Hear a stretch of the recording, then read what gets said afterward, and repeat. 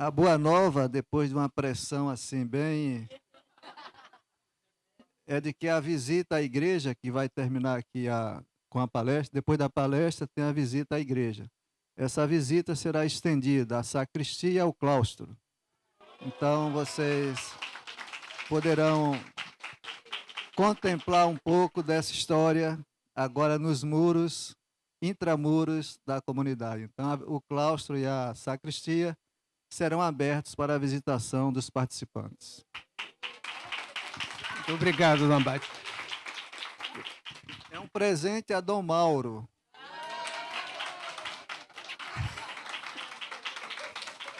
Todo esse trabalho, claro, ninguém faz nada sozinho. Eu já antecipo até aqui os agradecimentos, já fiz no início, faço todo dia. Não é fácil, não é fácil fazer um evento desse com tanta gente para coordenar, palestrante que vem, não vem, muda, chega amanhã, chega depois, desiste, colocar alguém no lugar. Então, depois que termina, está tudo certo, está tudo bem feito, né? Mas o processo, e ele, claro, com toda a equipe, todas as comissões, estão todos de parabéns, mas, claro, a alma do encontro, do simpósio, do Mauro, com toda a sua disponibilidade.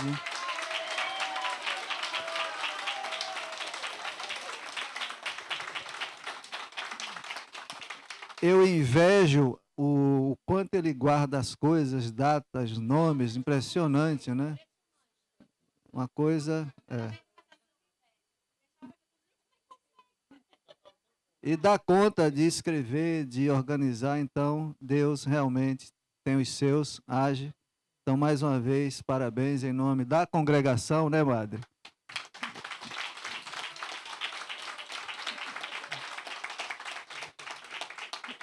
É uma contribuição que vocês não imaginam, até falava de manhã, né, com a Madre, a riqueza que foi apresentada aqui para os senhores e todos nós é de um valor incalculável para a nossa ordem e que certamente nos 300, 400 anos, tudo isso aqui vai aparecer de uma forma nova, graças a quem? Dom Mauro e a todos, né, que participaram e colaboraram para que esse evento acontecesse. Então, muito obrigado também a todos. Como é bom ver, aspas, os leigos, né, que vocês todos somos de Deus, mas o empenho nas pesquisas, em esse amor que vocês demonstraram à nossa ordem, aos valores. Nossa, como isso anima a gente e saber que nosso Pai São Bento, de fato, é esse homem que alcança corações, alcança almas, e vocês, de forma assim tão gratuita, tão profunda, pesquisando, vislumbrando, trazendo coisas que às vezes a gente desconhece ou sabia de uma forma menor. Então, tudo isso é uma riqueza que não tem preço, o que vocês fizeram nesses 3 dias. E mais uma vez, Dom Mauro, Deus o recompense. E essa visita hoje é um pequeno presente ao seu esforço, seu trabalho e à sua cooperação.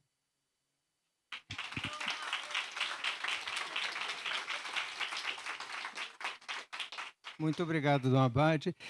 Como diz o Vitor Teixeira, os monges sabem ver horas. Nós temos vésperas às 18 horas. Então, a minha proposta é fazer a visita à igreja, fazer a visita aos nossos irmãos falecidos no claustro e terminar aos pés do Cristo ressuscitado na sacristia.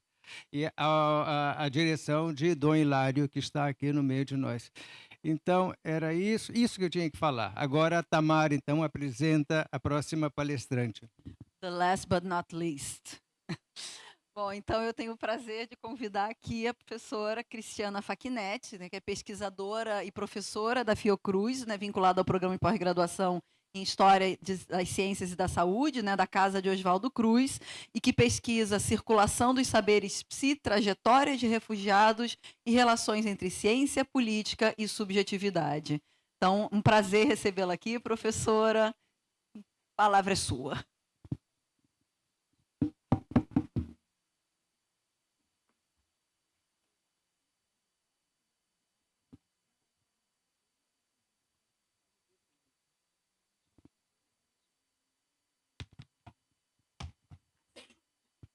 Alô? Bom, boa tarde a todos. É um prazer muito grande estar aqui, uma grande honra. Assim que eu vi que todo mundo estava ficando em pé, eu falei, eu vou ficar em pé também. Pedi esse negocinho aqui, eu esqueci o nome, mas que será muito útil, e de modo que a gente possa conversar.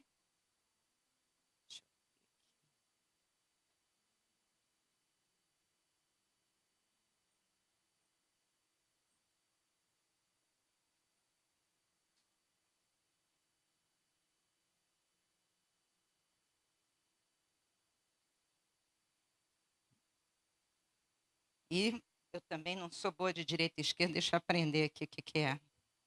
Como é que é o negócio?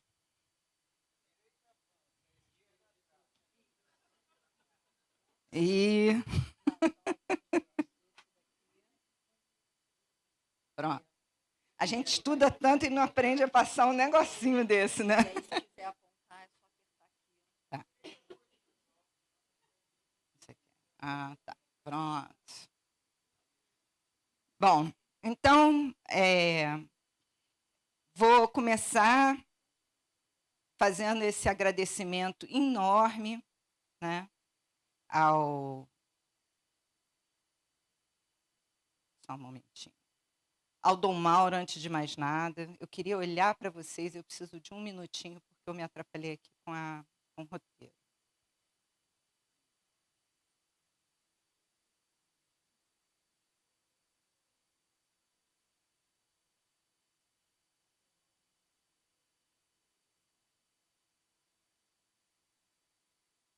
Agora. Agora estamos certos. Então, agradecer muito sinceramente esse convite de participar nesse evento. Eu estou muito emocionada, eu acho que é uma oportunidade enorme de trazer de volta para vocês, para a comunidade a quem pertence esse arquivo, onde nós estamos pesquisando, esse trabalho que eu julgo ser de muita importância para que a gente conheça a história dos refugiados no Brasil. O meu trabalho, especificamente, tem a intenção de ser uma história da saúde mental de refugiados no Brasil, só que isso é um projeto de futuro. No momento, nós estamos começando a mapear essa história e conhecer aqueles refugiados e as redes pelas quais se tornou possível que eles conseguissem chegar ao Brasil, conseguissem vistos permanentes, acesso à moradia e trabalho, e conseguissem tentar refazer suas vidas na terra de abrigo que foi o Brasil, num período histórico muito particular. A gente trabalha com um grupo de cerca de 1.000 pessoas que conseguiu chegar ao Brasil entre 1939 e 1941.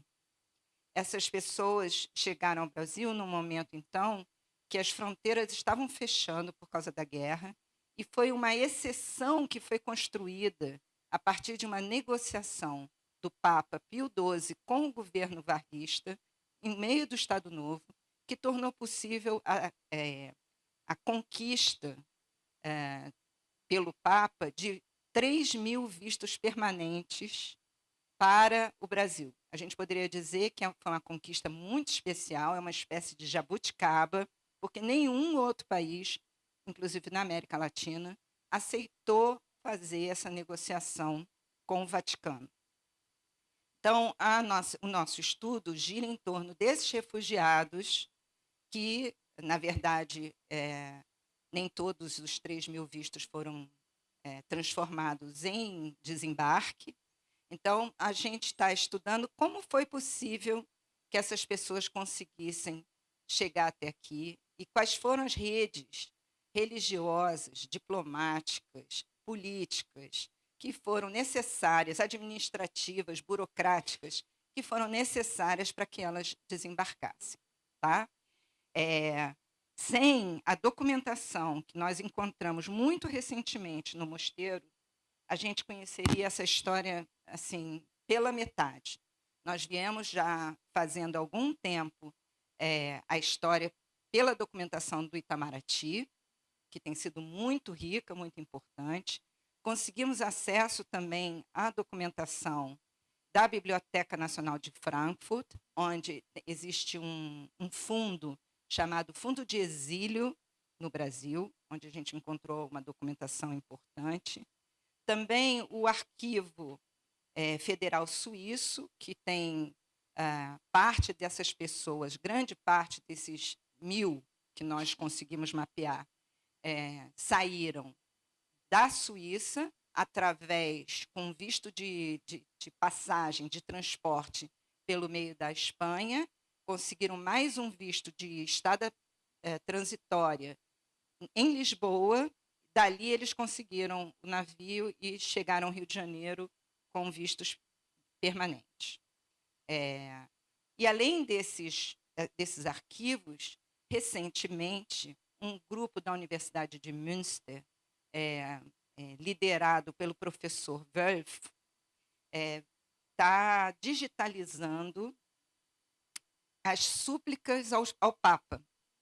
São documentos que estavam dentro daquele que antigamente chamavam de arquivo secreto, documento secreto, e que foi aberto desde 2020, e que agora a gente tem sido capaz de acessar essa documentação, e a gente tem encontrado cartas e pedidos desse nosso grupo também lá. Agora, sem a documentação que a gente tem encontrado aqui no arquivo, a gente conheceria apenas a história, a gente vem fazendo isso, inclusive, né? A história de cada um desses sujeitos, buscamos fazer a trajetória de vida deles. Eu estou aqui com 2 alunas de iniciação científica aqui, que fazem parte, Clarice e Yumi, que fazem parte da nossa pesquisa. Elas vêm trabalhando também agora no Arquivo Nacional com os processos de naturalização, que foram feitos no final da década de 40, início da década de 50, e que ajudam a gente também a traçar a trajetória de vida dessas pessoas após a chegada delas aqui. Onde elas ficaram, onde elas trabalhavam, o que elas conquistaram na residência, se tinham carro, se tinham casa, se tinham conseguido montar uma empresa, qual era a profissão delas aqui, uma documentação, cópia de documentos pessoais, basta. Então, a gente está conseguindo fazer esse retrato, um a um, desses indivíduos. Só que falta para a gente uma coisa muito importante, e que essa documentação do Mosteiro de São Bento começa a nos dar, que são essas redes. Ninguém escapa sozinho. São necessárias muitas mãos, muitas ajudas, de diversas formas, para que alguém consiga escapar. E essa ajuda ela vem por meio de dinheiro, ela vem por meio de pessoas que escondem e ajudam essas pessoas a ultrapassar fronteiras, enfim. Eu vou falar um pouco disso hoje. Queria que vocês chamar a atenção para vocês que isso não é uma pesquisa fechada. Eu fui convidada e fiz muita questão de vir, porque eu acho que é uma devolução a essa comunidade importante, mas eu me sinto ainda uma estudante do tema, aprendendo sobre esse grupo, e eu espero, quando ao final da pesquisa, ter a honra de voltar aqui para apresentar o trabalho finalizado, né? Então, é isso, eu realmente agradeço muito ao Mosteiro de São Bento, à faculdade, e especialmente ao Dom Mauro, que nos recebeu no arquivo, ao senhor Sérgio, que nos apoiou lá, e agradecer muitíssimo, porque é uma riqueza enorme que a gente tem encontrado nesse arquivo para a pesquisa sobre a história dos refugiados no Brasil. A sua acolhida, disponibilidade e também o cuidado com o próprio acervo é muito especial.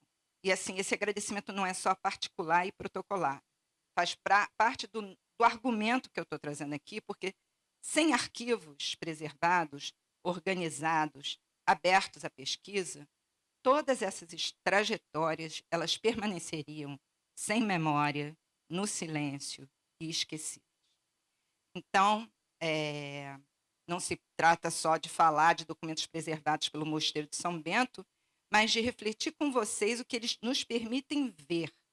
Não é uma história simples de salvação de uma pessoa ou outra, e sim uma história de intermediações, de limites, de negociações e de possibilidades concretas de fuga de centenas de pessoas em risco iminente na Europa por causa do nazismo. Começo, então, a falar um pouco sobre o tipo de documento que eu estou trabalhando.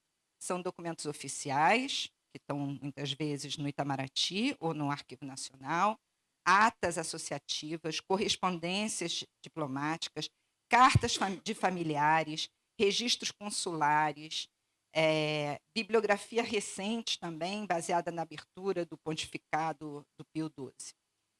São materiais que têm tipologia diferente, eles não falam a mesma língua. Uma carta familiar mistura informação, afeto e comentário político.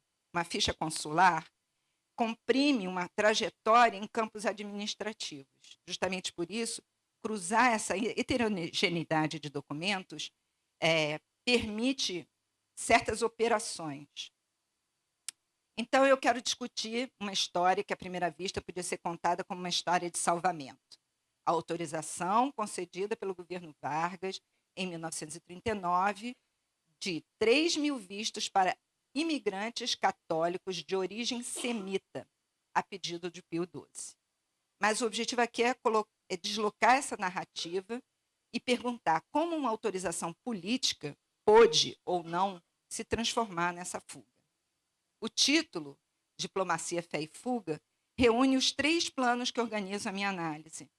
Diplomacia, porque a autorização dos vistos dependia da relação com a Santa Sé, com o governo brasileiro, com o Itamaraty e os consulados. Fé, porque a categoria que abriu essa brecha foi uma categoria confessional. Católicos de origem semítica ou católicos não arianos. Os 2 termos como aparecem na documentação. E fuga, porque do ponto de vista dos perseguidos, o que estava em jogo não era apenas obter um papel, mas atravessar fronteiras, conseguir recursos, embarcar, desembarcar e encontrar algum modo de sobrevivência no Brasil. Vamos começar a parte mais difícil, que é passar o negócio. Foi. A pergunta central pode ser formulada assim: como uma autorização de 3.000 entradas se transformou em cerca de 803 desembarques efetivos? Esses números não são equivalentes. 3.000 é o teto político autorizado em junho de 1939.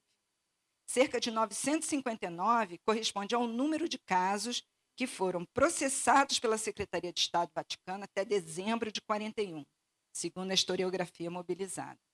E 803 diz respeito às entradas efetivamente identificadas no Brasil, segundo as últimas pesquisas empreendidas por esse grupo da Universidade de Münster, na Alemanha, que está digitalizando as súplicas dos refugiados para o Papa Pio XII. A diferença entre os números mostra que uma autorização só não bastou. Entre a decisão de chegada havia seleção nominal, documentos civis e religiosos, visto consular, dinheiro, rota de trânsito, passagem de navio, desembarque autorizado, trabalho, moradia e regularização. Cada etapa podia confirmar a anterior, mas também podia bloquear o passeio. Por isso, a história desses 3.000 vistos tem que ser reconstruída como uma história de mediação, religiosa em primeiro lugar, diplomática, burocrática, familiar e material.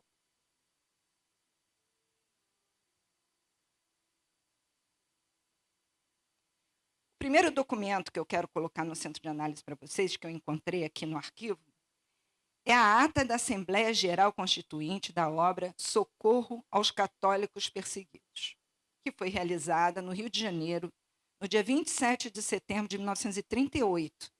Ela é muito importante porque ela mostra que 9 meses antes da Resolução 39 do Conselho de Imigração e Colonização, que liberou esses vistos, já havia no Brasil uma infraestrutura católica organizada para receber e encaminhar o pedido dos refugiados. Então, o socorro não surge como uma resposta improvisada a uma autorização de 39. Ele já estava instalado, com estatutos, diretoria, conselho, sede administrativa e relações com autoridades civis e eclesiásticas. Isso muda a maneira como a gente lê a resolução posterior. Quando o governo Vargas autoriza os 3.000 vistos, encontrou uma rede social, política, administrativa, capaz de receber nomes, produzir garantias, encaminhar pedidos e negociar as exceções. Além disso, a ata não é só um registro administrativo. Ela mostra a rede e quem estava nela. Dom Tomás Keller, abade do Mosteiro de São Bento, presidiu a sessão. Alceu Amoroso Lima assumiu a direção executiva. Massimiliano de Sulima Arkzinski atuou como secretário. E o Delbrando Acioli apareceu no Conselho Geral. No grupo, há religiosos, juristas, diplomatas, intelectuais, mulheres leigas, benfeitores e representantes de diferentes ordens. Essa composição ajuda a entender como uma demanda formulada em linguagem religiosa pôde chegar rapidamente às repartições de Estado. Assim, quando o governo Vargas autorizou a entrada dos católicos não arianos, encontrou essa rede. A autorização política só foi operativa porque havia mediadores preparados para convertê-los em procedimentos concretos. Essa ambivalência, esse termo, católicos de origem semítica, não é um detalhe terminológico. Define quem podia aparecer como sujeito legítimo de proteção. Ao privilegiar convertidos ou batizados, e era convertidos ou batizados primeiro até 33, depois convertidos ou batizados até 35, e depois entrou um monte de gente que foi convertido ou batizado em 39, o vocabulário católico produzia uma distinção interna entre vítimas da mesma perseguição racial. Ao mesmo tempo, a prática não ficou limitada a essa fronteira. A historiografia demonstra que judeus não convertidos também foram beneficiados em alguns casos. O ponto, então, não é acusar a incoerência simples, mas compreender uma política de proteção seletiva capaz de abrir caminhos e negociar com o governo Vargas, reproduzir de alguma maneira, pelo menos nos termos, uma exclusão. Para entender a autorização de 39, é preciso observar que a perseguição nazista era racial, atingia pessoas classificadas como judias ou não arianas por ascendência, independentemente da sua fé. Mas a proteção mobilizada pela Santa Sé e por organizações católicas foi organizada em grande medida não por questões raciais, mas por critérios confessionais. E isso cria uma ambivalência central. A Igreja, ao contrário do governo nazista, a Igreja reconhecia os convertidos como católicos. A carta do Dom Wilhelm Berning ao cardeal Leme, em maio de 39, que também encontramos nesse arquivo, afirma que os cristãos não arianos precisavam ainda de mais ajuda do que os judeus ou os católicos, porque eles eram indivíduos isolados, mais desprovidos de redes de apoio, e, ao mesmo tempo, ele defendia a ideia de que eram mais assimiláveis que os judeus não católicos. Essa linguagem era muito eficaz politicamente, porque dialogava diretamente com a política migratória do Estado Novo varguista, que era marcada por nacionalismo, anticomunismo, critérios raciais e avaliação sobre a utilidade econômica dos migrantes, bem como trazia a discussão constante sobre a questão da assimilação.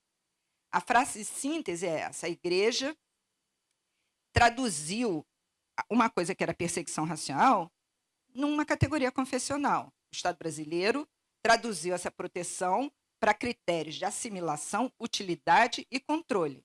A categoria abriu uma brecha, sem contestar, no entanto, as premissas restritivas da política migratória, mas permitiu socorrer alguns no meio dessa política restritiva.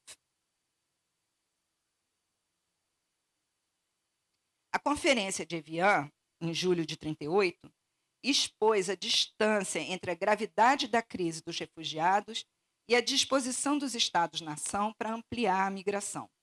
Muitos governos reconheceram, nessa ocasião, o tamanho da crise, mas, em geral, todos preservaram cotas, exigências financeiras e critérios nacionais de seleção. Para as organizações católicas, por outro lado, Evian funcionou como uma advertência e um estímulo. Era preciso criar comitês nacionais, reunir recursos e produzir documentação aceitável para os países de destino. Em janeiro de 1939, uma comunicação atribuída à Secretaria de Estado da Santa Sé estimava que cerca de 200 mil católicos classificados como não arianos estavam severamente ameaçados pelas leis raciais. O documento recomendava auxílio material e religioso imediato e indicava interlocutores eclesiásticos. O que vemos, portanto, é a tentativa de conectar dioceses de origem, nunciaturas, comitês de assistência e autoridades nacionais. Mas essa conexão, e isso talvez seja o meu ponto, depende sempre de uma tradução. O que era apresentado como dever religioso, em um ponto, precisava se tornar documento, lista, garantia financeira, pedido administrativo. O Brasil do Estado Novo não recebia estrangeiros por critérios humanitários. A entrada era avaliada em termos de segurança pública, de composição nacional, de raça, de profissão, de recursos e de capacidade de assimilação.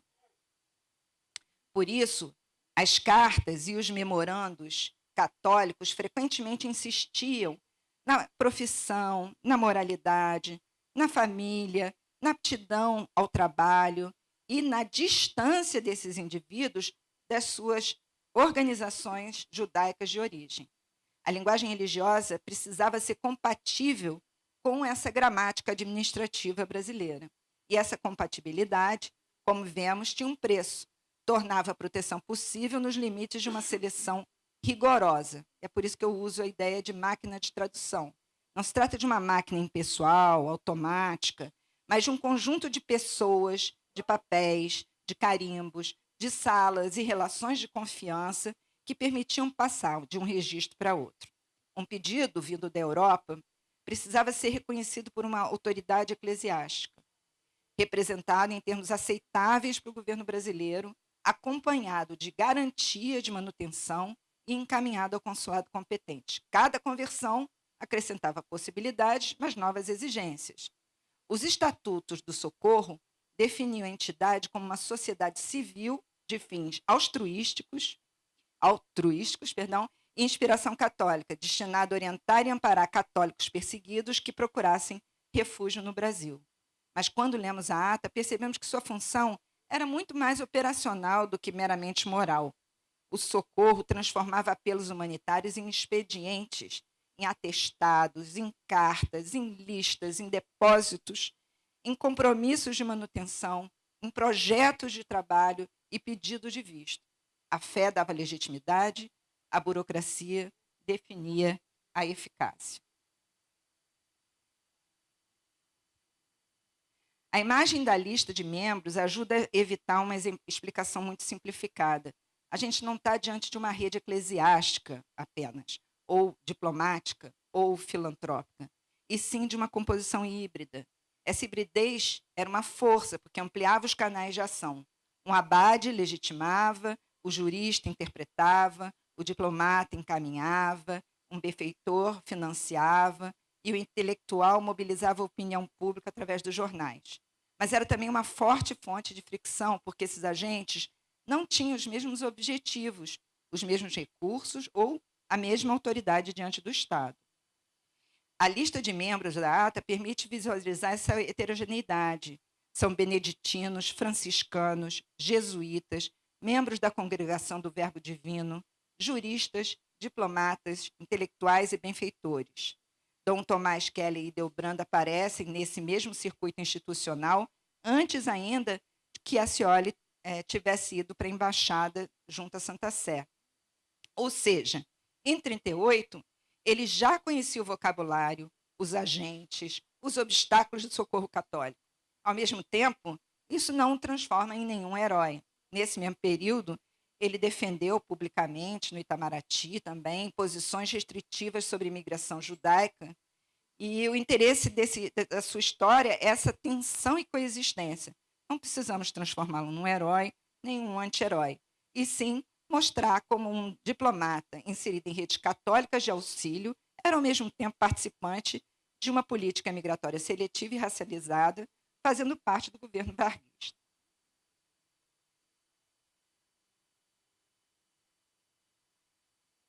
Esse ponto também nos ajuda a entender por que o acolhimento podia ser seletivo, mesmo quando ele se apresentava como caridade universal.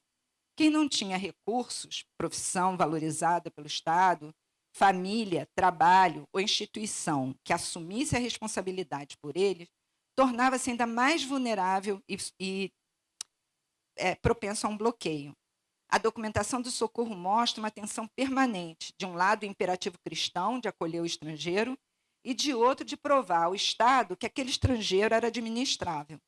Esse aspecto material é fundamental para a gente não romantizar o acolhimento. Falar em refúgio não significa apenas abrir uma porta. Significa pagar a viagem, garantir que a pessoa não se tornará aos olhos do Estado em cargo público, encontrar ocupação para esse refugiado, enfrentar exigências de permanência e construir alguma forma de inserção social local para ele. A documentação mostra que a caridade precisava ser demonstrada em termos contábeis e administrativos também. As atas e a correspondência do socorro também mostram que acolher refugiados custava bem caro. As famílias precisavam de garantias financeiras. Os comitês assumiam transporte. A manutenção no destino dependia de trabalho local e de instalação. Uma orientação previa desembarque no Rio e depósito mínimo por família. Eles tinham que ser encaminhados à agricultura ou à indústria e contar pelo menos com uma pessoa apta ao trabalho. A oferta do senhor Pereira Carneiro, que recebeu refugiados em suas propriedades e fez uma doação inicial, mostra o quanto o acolhimento dependeu de compromissos particulares também. A linguagem religiosa da caridade se combinava com exigências muito concretas: dinheiro, propriedade, emprego, transporte e responsabilidade jurídica. Em março de 1939, Hildebrand Dacioli chegou a Roma como embaixador extraordinário e plenipotenciário do Brasil junto à Santa Sé. Em abril, ele apresentou as credenciais a Pio XII, que também era recém-eleito. A correspondência familiar, que também está no arquivo do Mosteiro de São Bento, do Rio de Janeiro, registra a emoção da cerimônia, a conversa com o Papa e a visita posterior do cardeal Maglione à família Scioli. Esses elementos não explicam sozinhos a autorização dos vistos, mas mostram a existência de um canal protocolar privilegiado. Em 23 de junho de 1939, a resolução número 39 do Conselho de Imigração e Colonização autorizou finalmente a entrada dos 3.000 imigrantes católicos de origem semita. A medida criou uma exceção restrita e a Santa Sé e as associações católicas passaram a encaminhar nomes. As autoridades brasileiras examinavam os documentos e os consulados emitiam ou não os vistos. Os ofícios enviados por Acioli ao Oswaldo Aranha, do Ministério do Exterior, registram a satisfação do Papa e o reconhecimento da Santa Sé. Há, portanto, uma dimensão simbólica importante. O governo brasileiro podia se apresentar como colaborador do Pio XII e a Santa Sé podia celebrar uma abertura no meio de um grande fechamento internacional de fronteiras.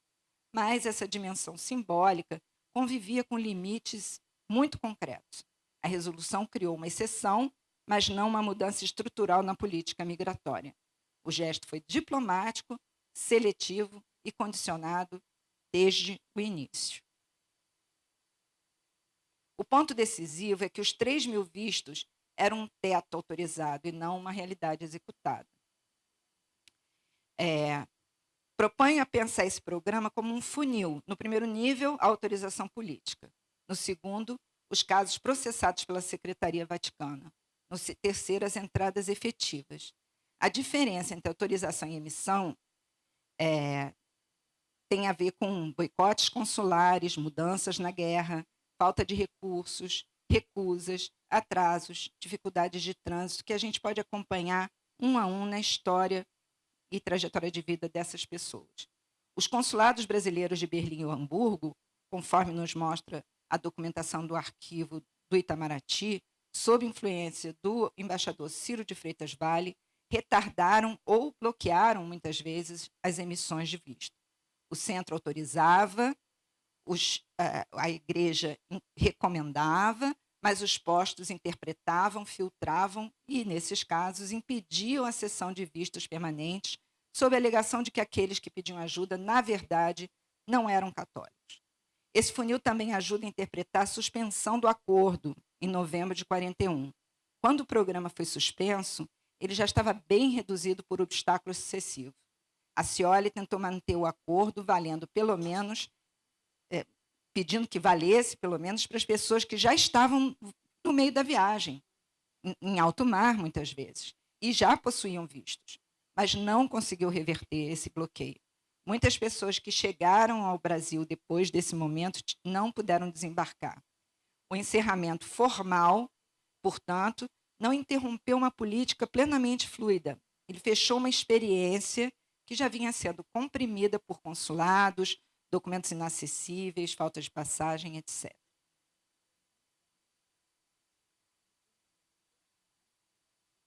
O Socorro Católico não era uma organização única, nem uma cadeia hierárquica perfeitamente coordenada.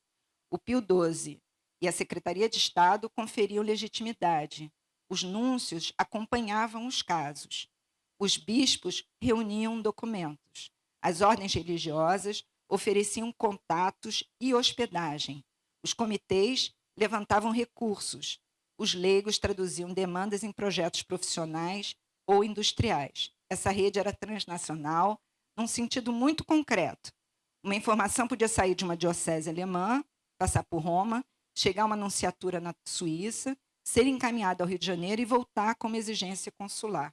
Em cada deslocamento, o caso era reescrito como drama religioso, como problema diplomático, como pedido migratório, como responsabilidade financeira. Muitos mediadores, inclusive da igreja, também estiveram em situação de grande vulnerabilidade, como é o caso do Dom Odo, por exemplo, que era um monge beneditino da abadia de São Martinho, em Weingarten, na Alemanha, e era pertencente à congregação de Eberron, que no fim do século XIX assumira também a administração do Mosteiro de São Bento de São Paulo e do Rio. Ele era um aristocrata da casa dos Württemberg, da Áustria, mas também um importante articulador nas redes de auxílio aos apátridas. Dom Wilhelm Berning, de Osnabrück, articulou muitos pedidos coletivos. O núncio Filippo Bernardino, em Berna, mediou diversos casos da Suíça. O cardeal Faulhaber intercedeu em favor de um grupo grande de 50 pessoas, pelo menos. E o Dom Odo organizou a ajuda a refugiados católicos na Suíça, escrevendo em fevereiro de 1939 para o Brasil, denunciando a demora brasileira.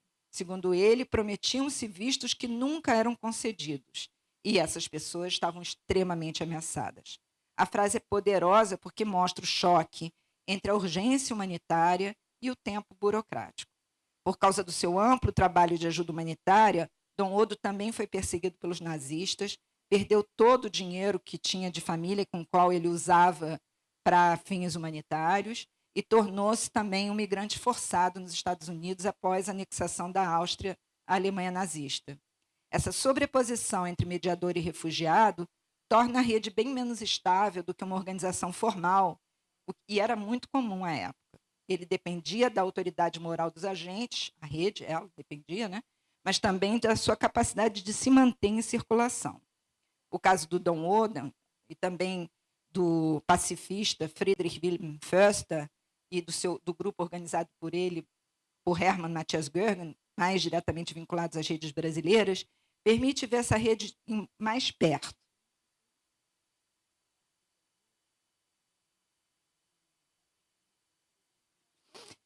Förster reuniu cerca de 50 pessoas a pedido da igreja, intelectuais, opositores do nazismo, católicos pacifistas e judeus, e pediu a Görgen que os liderasse para fora do país, com a ajuda do Vaticano.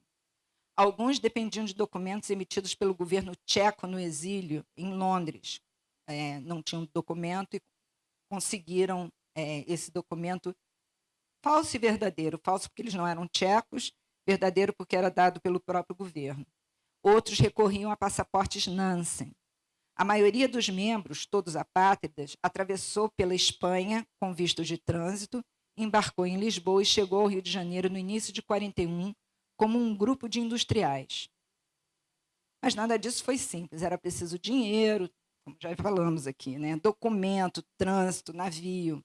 Para atender às exigências brasileiras, Görgen propôs a criação da Empresa de Indústrias Técnicas Limitada, a Intec, que foi posicionada em Juiz de Fora. A empresa funcionou inicialmente como um dispositivo de elegibilidade, demonstrava que os refugiados teriam base produtiva e poderiam contribuir para o país. Esse caso mostra que o capital simbólico não se convertia automaticamente em capital financeiro.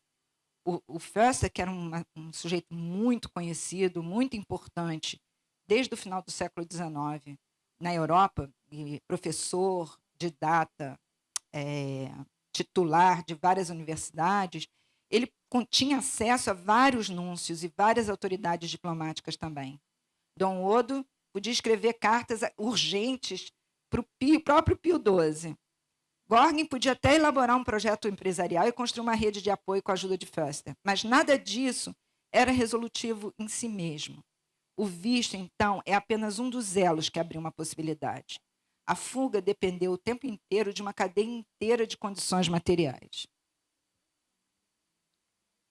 Se as redes religiosas participaram, oferecendo apoio de moradia, trabalho, passagem, certidão de batismo e de casamento, de outra parte, era preciso conquistar o governo brasileiro e a diplomacia do país.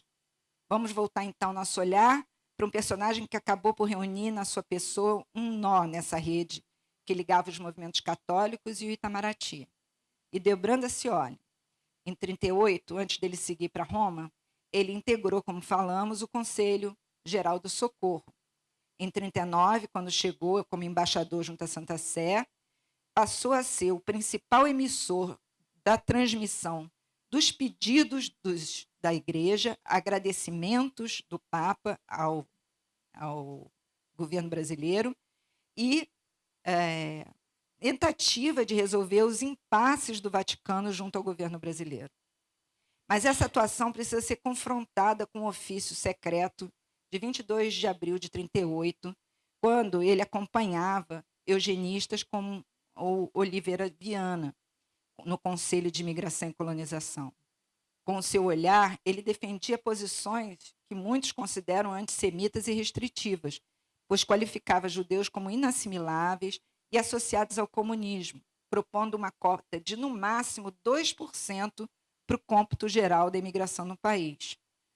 A sua atuação posterior é contrária a isso, embora não apague esse antecedente e essa ambivalência, que é incômoda, mas produtiva, porque impede a gente substituir uma história de exclusão por uma história de redenção individual. Ele não precisa ser absolvido para que as suas ações em Roma sejam historicamente muito relevantes. O que interessa é compreender como um mesmo agente podia agir como jurista de Estado, que ele era, católico, diplomata, pai, interlocutor de redes beneditinas, sem que essas posições se resolvessem numa motivação única.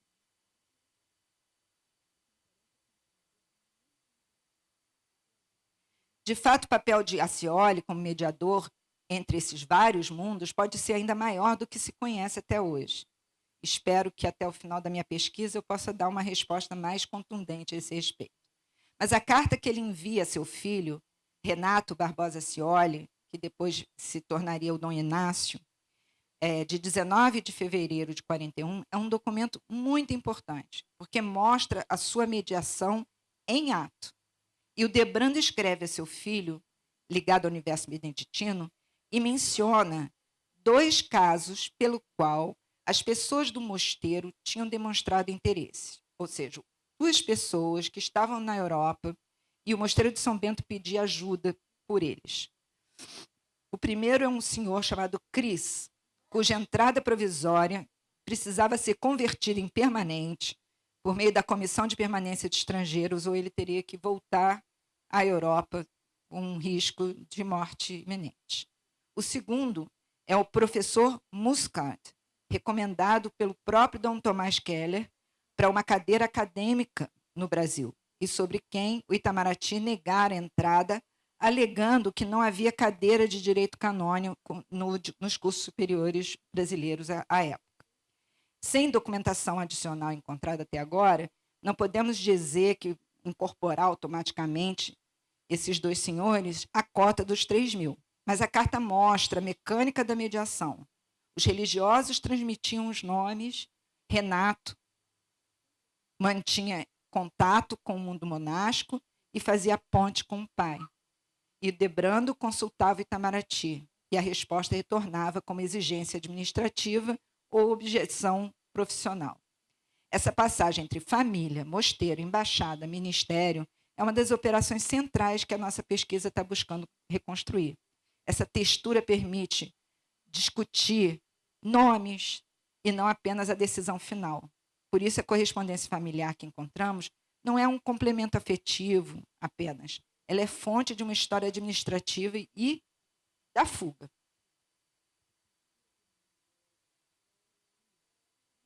No caso de Maria Luísa, filha do senhor Hildebrando, o interesse é particularmente grande, porque sua escrita permite perceber a guerra a partir de uma casa diplomática.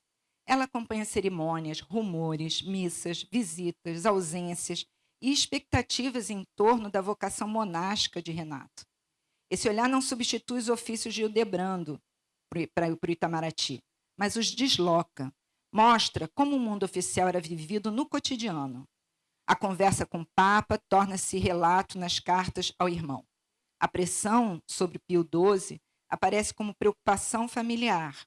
A interrupção das comunicações transforma a guerra numa experiência íntima. As cartas familiares permitem aproximar a Embaixada de Roma da vida doméstica em guerra. Maria Luísa Scioli escrevia a Renato sobre visitas a Santo Anselmo, os encontros com Dom Estevão Bittencourt, que estava lá fazendo doutorado, as missas, os livros litúrgicos, as dificuldades de comunicação e o impacto da guerra sobre a família. Em setembro de 1939, quando a guerra explode, ela relata que o embaixador da França junto à Santa Sé correra pedir a Hildebrando que pressionasse Pio XII a condenar os métodos alemães e comentou que o pai trabalhava nesse sentido sem conseguir resultado. O interesse aqui não está apenas no conteúdo das cartas, mas na materialidade familiar da guerra.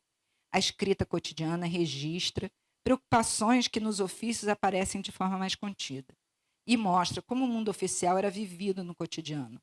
A conversa, a pressão, se tornam experiências íntimas. A ficha de Hans Goldmann, que está no Arquivo Nacional, e a gente pode acessar no CIAN digitalizado, é um exemplo que acrescenta uma evidência também muito importante para essa história que eu estou querendo contar. Segundo a ficha consular do processo 93096, ele recebeu o visto em Zurique em 12 de novembro de 40 e foi incluído na cota dos 3.000. Desembarcou no Brasil pelo Serpa Pinto em 14 de fevereiro de 41 e aparece com registro de residência no Mosteiro de São Bento. O documento é valioso porque articula, num caso nominal, várias etapas que eu venho descrevendo: a cota, o consulado, a rota marítima, o desembarque e a hospedagem ou residência ligada ao mosteiro. É raro encontrar uma mesma peça tantos elementos da cadeia que o argumento constrói. Ao mesmo tempo, preciso formular aqui essa conclusão com muita cautela. A ficha comprova a hospedagem em registro de um refugiado, ao menos um. Mas não permite confiar que todos, a maioria, a grande parte dessa cota tenham sido recebidos dentro dos mosteiros. Mas a força da evidência é concreta e delimitada.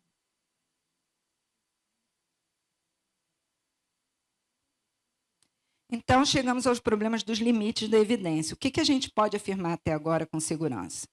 Primeiro, e isso é novo, que havia de fato uma infraestrutura católica brasileira, organizada desde 1938, com participação beneditina, diplomática e leiga.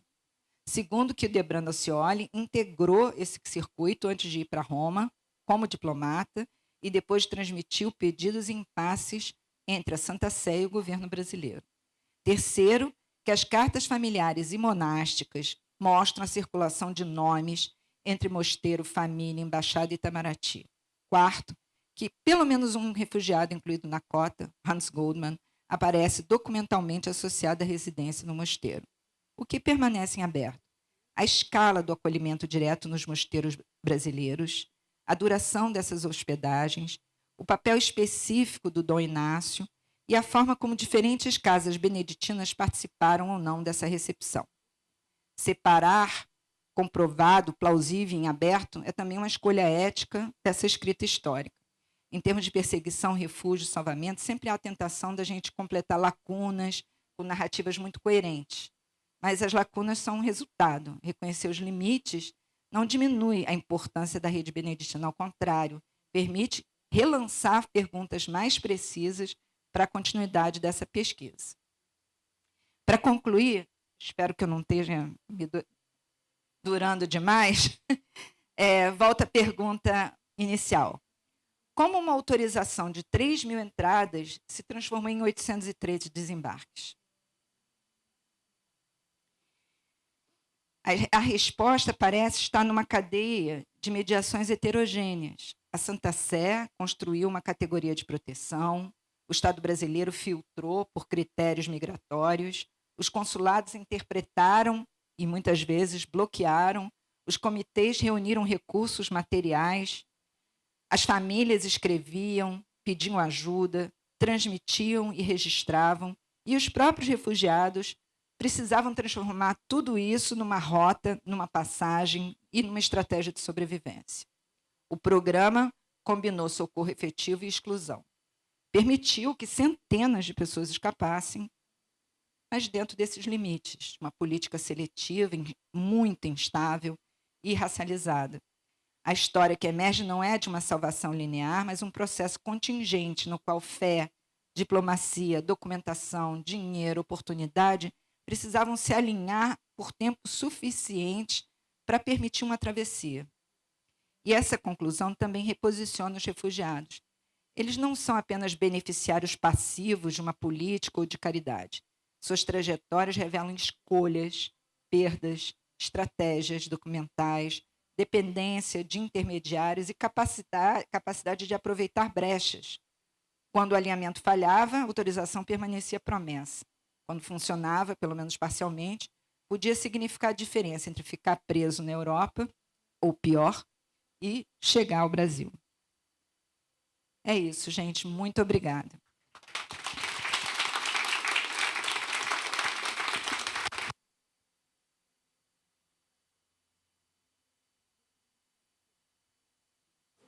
Obrigada, Cristiana, essa palestra muito interessante.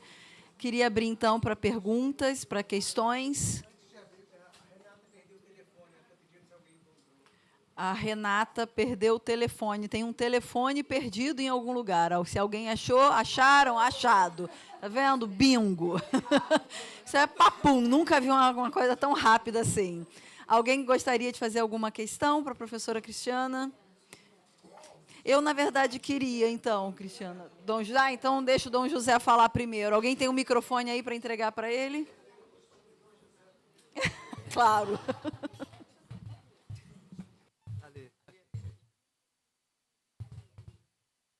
Bem, algumas considerações. Eu estou no mosteiro desde 1976, 50 anos atrás. Eu nunca ouvi falar que tivesse a presença de alemães aqui, refugiados no mosteiro. Tinha vários monges alemães, né? Alguns monges vieram da Alemanha nesse tempo, talvez nesse período, a caminho do Chile, ficaram aqui, mas leigos, refugiados aqui, eu acho que não ocorreu. Esse caso aí, talvez tenha sido só no mosteiro, ou ficou uma semana aqui, alguns dias, né? Mas acho que não houve uma coisa expressiva de presença de refugiados aqui no mosteiro, que acho que nem lugar teria. Né? Agora uma pergunta, os papéis do embaixador Hildebrando Ascioli, o arquivo dele, Onde é que está isso? Com a família? Deixou alguma coisa? Está conosco no arquivo, tudo está no arquivo. Tudo Pessoas, o mosteiro recebia pessoas, hospedava durante alguns dias e depois encaminhava para certas residências, como em Petrópolis, no Rio Grande do Sul, em São Paulo, Pernambuco. Tudo isso tem documento no arquivo. Ah, bom, então está dando a origem, que ela não deu ali, né? É isso aí.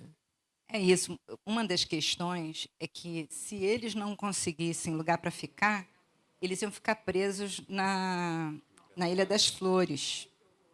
Então, havia esse movimento, muitas vezes, do Mosteiro de São Bento, trazê-los para dentro do mosteiro, ou, não sei, dizer que era responsável por eles.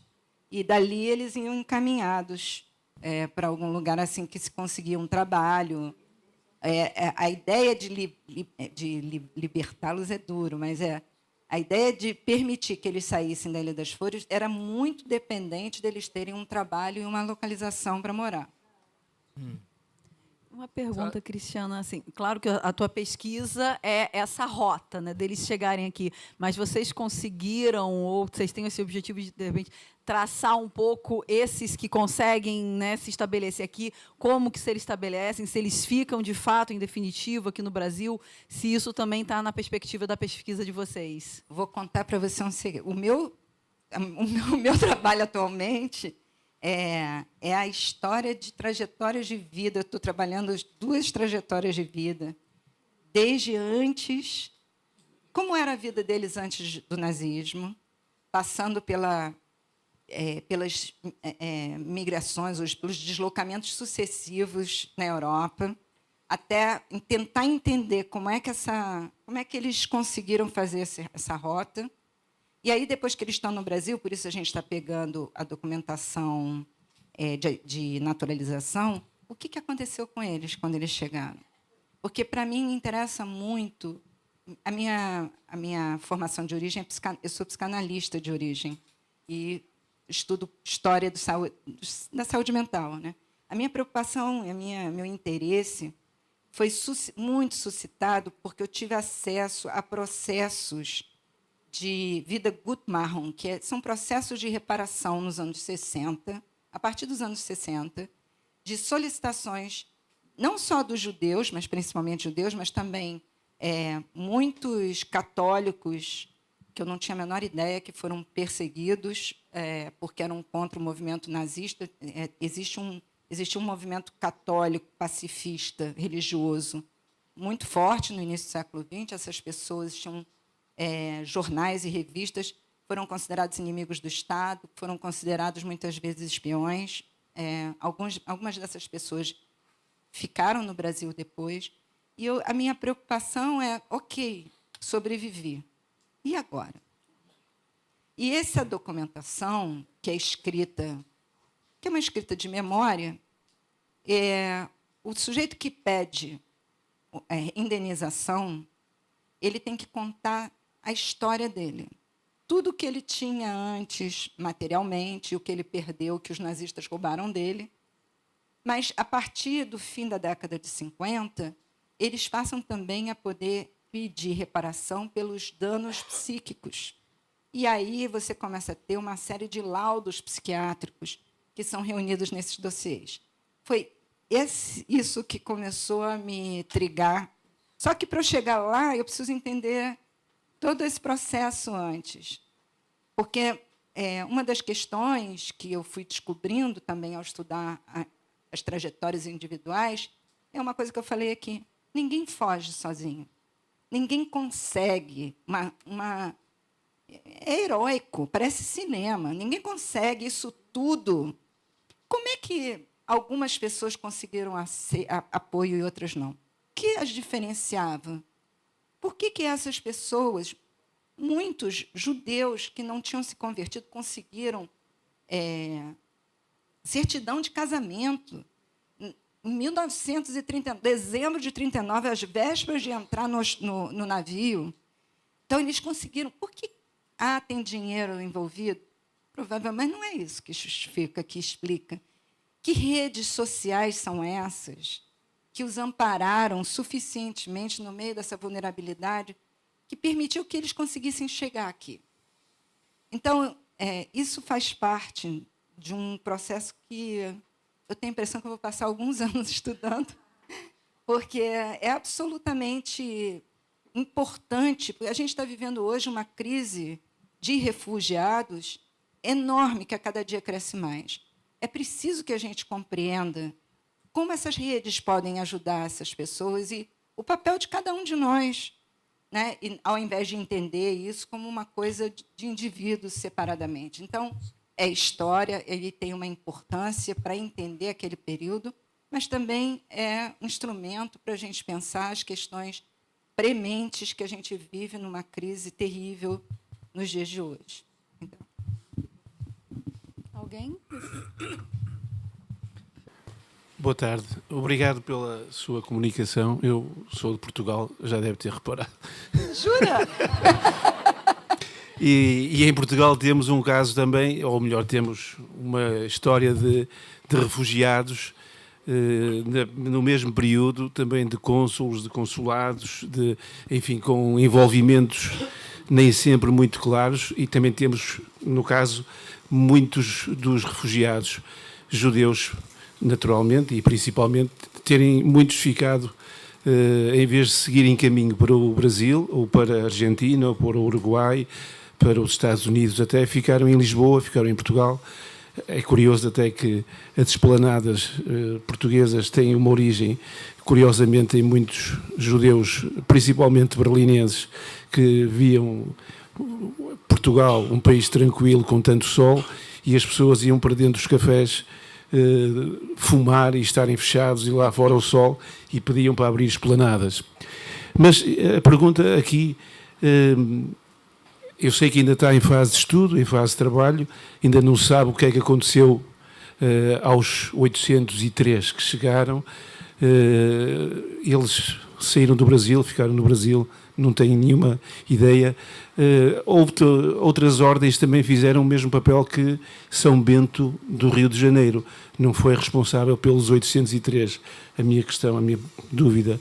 Portanto, franciscanos, jesuítas, verbitas também estiveram envolvidos, e as redes consulares brasileiras eram importantes na captação, portanto, não apenas Zurique, ou através da Embaixada junto à Santa Sé, mas, por exemplo, na França, por exemplo, na Alemanha, também tiveram alguns cônsules, conhece alguns cônsules que tenham também participado ou recusado todo este processo, que é absolutamente incrível.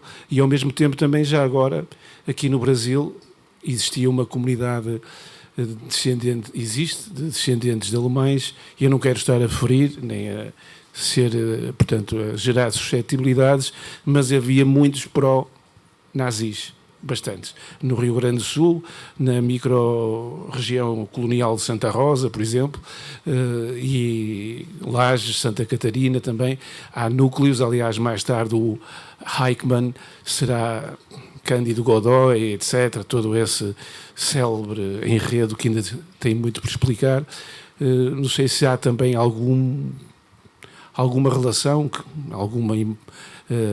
algum atrito, mas era basicamente, eu gostei muito e achei espetacular o seu tema. Eu conheço alguns descendentes dos judeus que ficaram precisamente apaixonados pelo sol de Portugal e não quiseram continuar a viagem. Até há um depoimento, vou ser rápido, não é judeu, mas é um grande escritor, o autor do Príncipezinho, Saint-Exupéry, que disse que tinha pena de sair de Portugal porque fugiu de uma França onde de noite via explosões, via luzes, mas de bombas. E em Portugal, quando levantou o voo no Tejo, também via de noite luzes e via focos, etc. Mas era por causa das festas de Lisboa.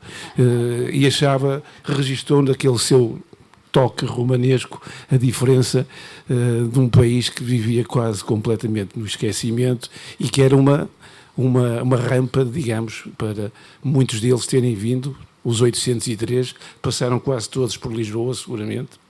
Parabéns, gostei muito e quero ver um dia os resultados plasmados do projeto. Muito obrigada.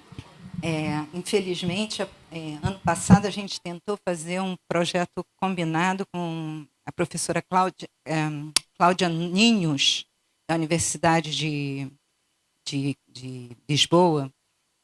Montamos um projeto que ficou lindo, que é justamente a história desse circuito de refugiados nos países ibéricos, mas, infelizmente, a gente não conseguiu o apoio financeiro, mas é um trabalho a se fazer, né? A Lisboa foi um dos últimos portões abertos de saída de refugiados, e esse grupo ficou lá pelo menos um mês. Então, a gente descobriu que tem muita documentação por lá também, para ser pesquisado. Enfim, um dia a gente chega lá. Mas se me fez muitas perguntas. Falar sobre o nazismo no Brasil. Não sei se o senhor sabe, mas a segunda maior célula nazista do mundo era no Brasil, não no Rio de Janeiro, no Brasil.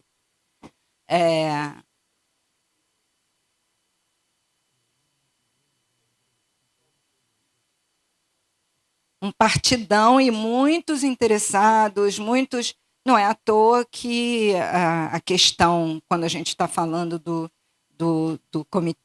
Comitê de Imigração e Colonização, a questão racial ela é muito forte, né? É uma época de uma eugenia muito valorizada, né? No mundo inteiro, não só no Brasil, mas aqui com essa simpatia ao nazismo, que foi muito grande nos anos 30, havia muita reticência do Brasil de participar desse apoio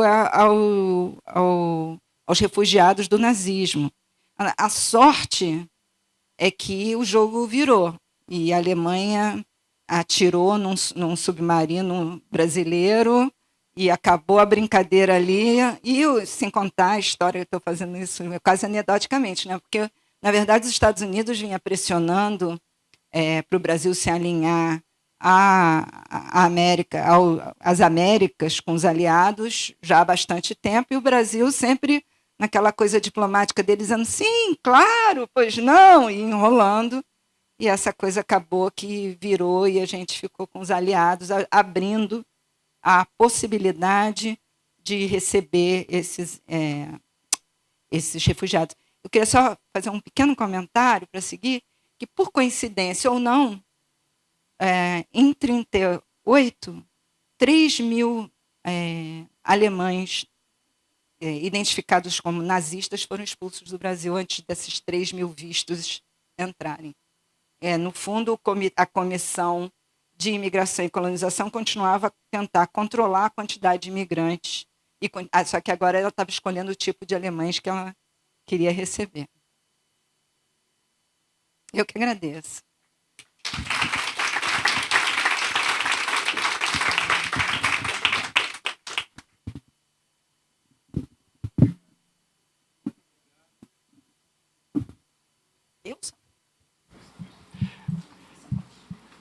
Talvez se puxar essa estante para lá. Chegamos finalmente no encerramento, tendo em vista o adiantamento das horas, temos ainda a visita na igreja, no claustro e na sacristia. Então, eu gostaria de fazer o encerramento agradecendo a participação da Tamara, que foi muito importante para mim na realização deste evento. Mas, antes de agradecer, eu gostaria de pedir desculpas pelo meu azedume, pela minha rispidez. Sou naturalmente doce, sou diabético. Mas, às vezes, essa doçura se transforma em azedume. Mas é momentânea, porque ela passa, graças a Deus. Alguns tiveram oportunidade, infelizmente tiveram oportunidade, e sempre fazem essa experiência não tão agradável, mas eu peço desculpas.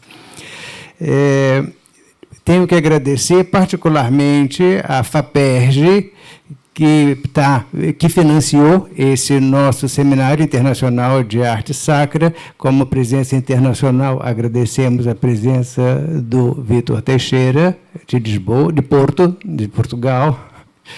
E E a FAPERJ, então, financia esse nosso seminário e também a publicação de um livro comemorativo dos 200 anos da Congregação Beneditina do Brasil, escrito por mim e por Dom Bernardo, monge de Brasília, que foi noviço aqui no nosso mosteiro.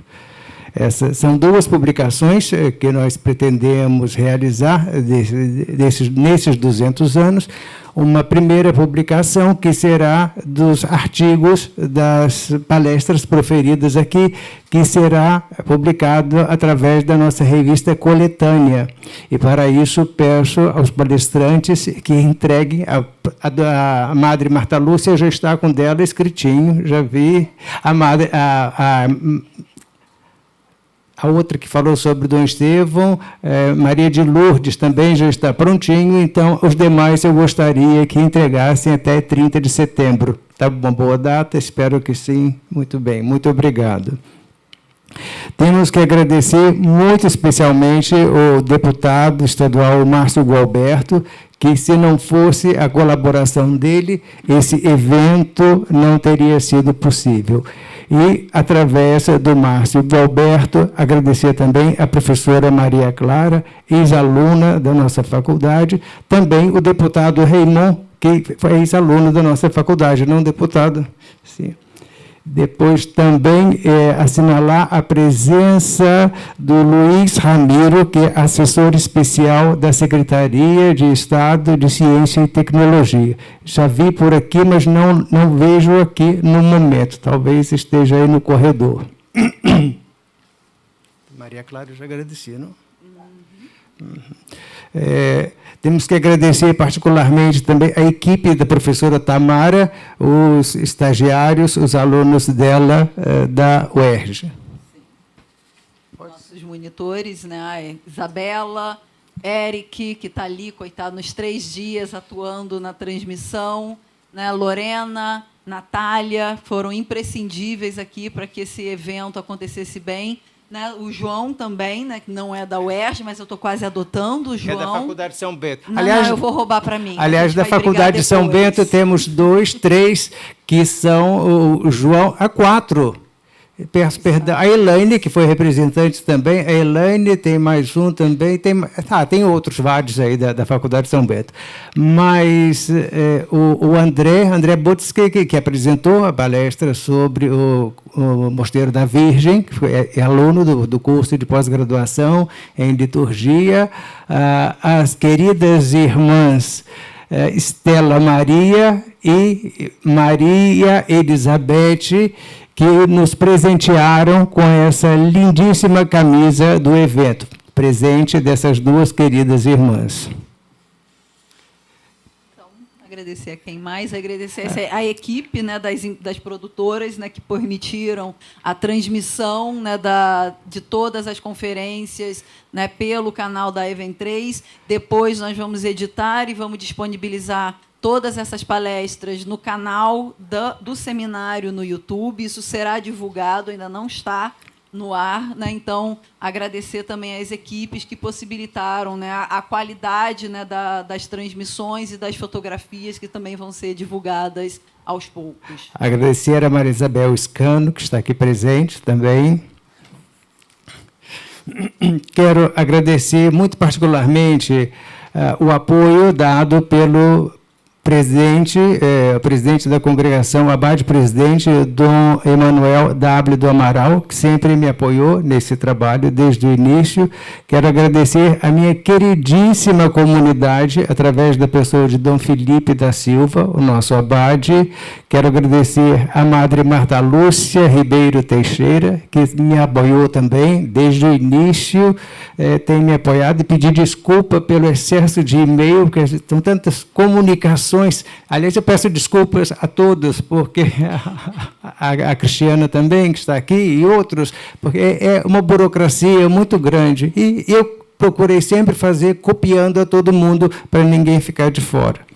Então, sempre a equipe, e como o Dom Abade ressaltou agora há pouco, alguns que desistiram, alguns que não tiveram problemas de saúde, não puderam estar presentes, tiveram que ser substituídos de última hora, como foi o caso do João Rossi, que foi substituído pelo Humberto, que eu agradeço imensamente.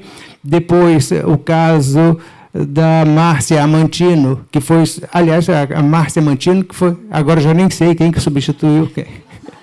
Mas tivemos ótimas substituições, as ótimas palestras. E a ordem não importa. Pois é, que foi substituído pela Tânia Amaro e pela Elaine Guzmão. As monjas que participam conosco do Mosteiro de Nossa Senhora da Paz, a irmã Cristina, do Mosteiro da Virgem, a irmã Plácida, e do Mosteiro de Nossa Senhora das Graças, as irmãs Maria José e Vera Lúcia. A coletânea, já falei, pedido de artigos para publicação, e é isso.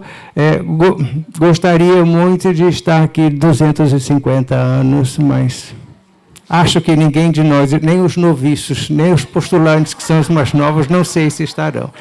Então, é isso. Muito obrigado pelo apoio. Estou muitíssimo satisfeito com a colaboração de todos e, mais ainda, com a participação de vocês aqui nesse momento. Agradecer também, não só aos que estão aqui, mas também aos que estão do outro lado, né? Porque tem pessoas de diversos países participando através das redes sociais, como a Joana Taile, do Chile, a Madre Alejandra, do Chile também, diversos outros países.